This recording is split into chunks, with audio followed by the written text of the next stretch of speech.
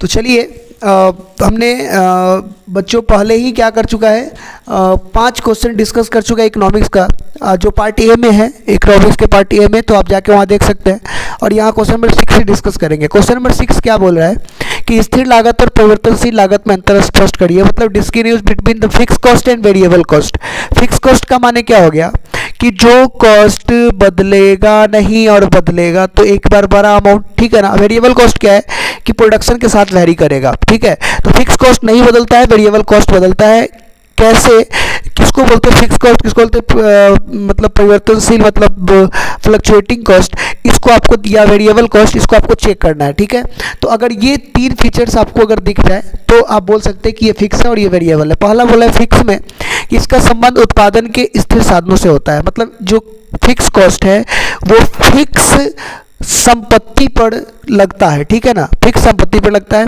और दूसरा क्या है कि जो इसका संबंध परिवर्तनशील है, बोला इसका संबंध उत्पादन के परिवर्तनशील साधनों से है, जो भी रिसोर्सेज है जो चेंज होते रहता है, जैसे रॉ मटेरियल हो गया या लेबर्स हो गए, ये सब चीज़ क्या है जो चेंज होते रहते हैं उस पर लगता है कॉस्ट, तो उसे परिवर्तनशील बोलते हैं। जो फिक्स है उसको हम क्या बोलते हैं, फिक्स कॉस्ट। नंबर 2 बोले उत्पादन आकार घटने या बढ़ने पर कुल स्थिर लागत में कोई बदलाव नहीं होता, मतलब प्रोडक्शन आप कितना भी चेंज कर लो, ठीक है ना, बहुत बढ़ा लो या बहुत कम कर लो, फिर भी आपको वो खर्चा जो लगना है वो फिक्स कॉस्ट होता है। और उत्पादन बढ़ने के साथ साथ या कमने के साथ साथ खर्चा भी कमता बढ़ता है तो वो परिवर्तनशील लागत होगा। नंबर 3 में देख सकते हैं आप, बोल रहा है कि उत्पादन स्तर शून्य होगा तब भी स्थिर लागत में कोई चेंजेस नहीं होगा, और अगर उत्पादन शून्य होगा परिवर्तनशील में तो आपका लागत भी शून्य हो जाएगा। एग्जाम्पल में आप देख सकते हैं रेंट, आप प्रोडक्शन करिए चाहे नहीं करिए देना ही पड़ेगा, मशीन का डेप्रिसिएशन वगैरह, है ना।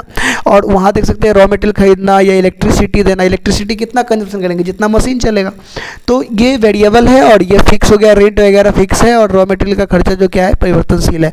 आइए क्वेश्चन नंबर 7 में, क्वेश्चन नंबर 7 आपको बोल रहा है कि अल्पकालीन औसत लागत यू आकार का क्यों होता है, short run average cost curve you. देखिए ये बहुत आसान क्वेश्चन।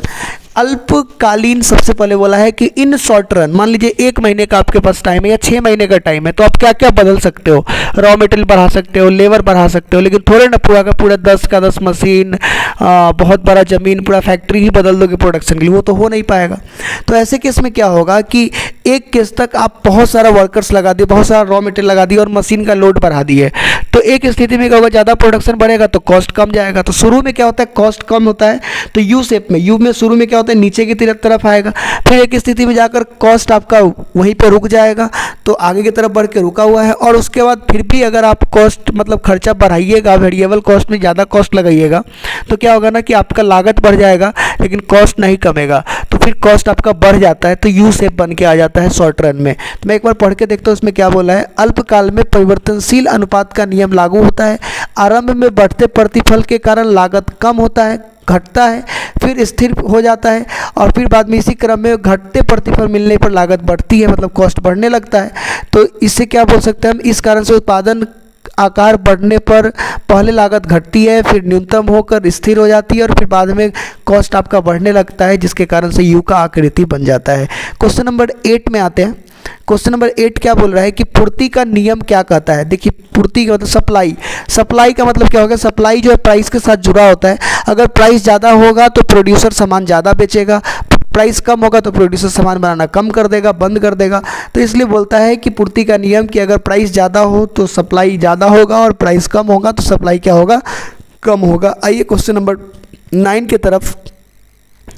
क्वेश्चन नंबर 9 में बोल रहा है कि किसी वस्तु की पूर्ति और स्टॉक में क्या अंतर है, मतलब स्टॉक किसको बोलते हैं और सप्लाई किसको। स्टॉक का मतलब है जो सामान आप रखे हुए हैं, मौजूद है फिलहाल आपके पास, ठीक है ना, लेकिन उसको अभी बेचने के लिए उससे ज़्यादा माल आपके पास अवेलेबल होगा। तो जो माल आप रखे हुए मौजूद है अभी आपके पास उसे स्टॉक बोलेंगे। और सप्लाई का मतलब है जिसे एक निश्चित समय में आप बेच देने के लिए तैयार होते हैं, मार्केट में उसे दे दिए होते हैं, तो उसे हम क्या बोल देते हैं, पूर्ति बोल देते हैं। तो स्टॉक और सप्लाई में यही डिफरेंसेस होते हैं। बच्चों क्वेश्चन नंबर 10 में आते हैं। क्वेश्चन नंबर 10 बोल रहा है पूर्ण प्रतियोगिता में फर्म कीमत प्राप्तकर्ता क्यों होती है, फर्म की कीमत के प्राप्त। देखिए पहले तो पूर्ण प्रतियोगिता का मतलब क्या होता है, आपने देखा होगा हाट बाजार जहाँ सब्जियाँ बिकती है, ठीक है ना। तो ऐसा टाइप का अगर जो भी बाजार होगा, जो भी बिजनेस होगा जिसमें बहुत सारे बिजनेसमैन होंगे और बहुत सारे कस्टमर भी होंगे, तो वैसे केस में ना विक्रेता सेलर जो है वो प्राइस तय नहीं कर सकता है किसी भी गुड्स का, क्योंकि मार्केट में जितना डिमांड होगा, लोग खरीदना चाहेंगे, उतना ही प्राइस आप उसका रखेंगे। नहीं तो अगर आप कस्टमर के हिसाब से गुड्स प्राइस नहीं रखेंगे तो कस्टमर दूसरे के यहाँ जाकर खरीद लेगा सामान, है कि नहीं। तो पूर्ण प्रतियोगिता में जो सेलर है वो प्राइस रिसीव करते हैं, है ना, प्राइस टेकर होते हैं, वो प्राइस खुद दे नहीं सकते हैं। जैसे देख सकते हैं आप कि अंबानी जी जियो का जो है उसमें बहुत कम सेलर है, तो वो प्राइस अपने मन से बनाते हैं, वो प्राइस मेकर है।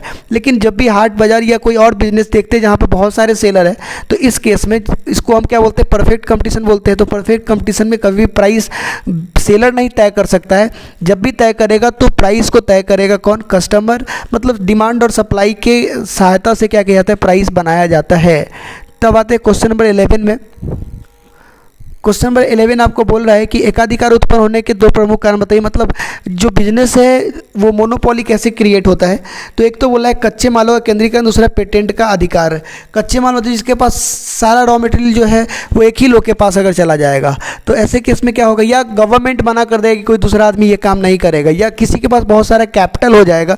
बहुत सारे रीजन्स है, अगर बहुत ज़्यादा कैपिटल हो, लोग अकेले सारा माल अपने पास रख ले, या कोई काम करने का अधिकार किसी एक व्यक्ति को प्राप्त हो जाए, तो वैसे केस में क्या हो जाता है, मोनोपोली क्रिएट हो जाता है कि नहीं। और मोनोपोली क्रिएट होने से कंज्यूमर को होते हैं नुकसान, क्योंकि कंपटीशन होता नहीं है, प्राइस मेकर हो जाता है सेलर, है कि नहीं।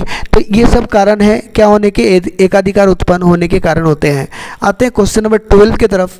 12 बोल रहा है कि मौद्रिक प्रवाह और वास्तविक प्रवाह के बीच अंतर स्पष्ट करिए। मौद्रिक प्रवाह का मतलब क्या हो गया, जिसमें क्या होता है ना कि केवल कैश जाता है, जो वास्तव में कैश जाता हुआ दिखता है उसे हम बोलते हैं मौद्रिक प्रवाह। और वास्तविक प्रवाह का मतलब क्या होता है, खर्चा तो होता है लेकिन कैश जाता हुआ नहीं दिखता है, ठीक है। जैसे आप अकाउंट्स में नॉन कैश आइटम बोलते हैं तो वो आ जाता है वास्तविक प्रवाह में, मतलब कैश के साथ साथ जो नहीं दिखता है कैश वो भी शामिल होता है वास्तविक प्रवाह में। और मौद्रिक प्रवाह का मतलब क्या होता है, जिसमें वास्तव में कैश जाता होगा, ठीक है ना। तो देखिए आप डेप्रिसिएशन जो होता है, उसके बाद जैसे मान लीजिए भूमि का, श्रम का, पूंजी, ये सब अगर आप क्या करते हैं, पैसा देते हैं, तो ये सब क्या हो गया, वास्तविक प्रवाह है, ठीक है ना।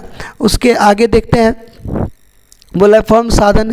मौद्रिक प्रवाह में बोला है कि फर्मों से परिवार के साधन बदलते मौद्रिक भुगतान में प्रभाव की फर्म वस्तु को सेवाओं के, मतलब कोई भी अगर सर्विस देते हैं या कोई भी चीज़ के लिए पैसा का भुगतान करना पड़ता है तो उसे मौद्रिक प्रवाह बोल देते हैं, ठीक है ना दोस्तों। तो आज के इस वीडियो में इतना ही रखते हैं, मिलते हैं फिर नेक्स्ट डे। आप लोग मस्त रहे, खूब पढ़ाई करें और जो दिक्कत है उसे कॉमेंट में बताएं। पूरा का पूरा हर एक वीडियो देखें। Thank you very much.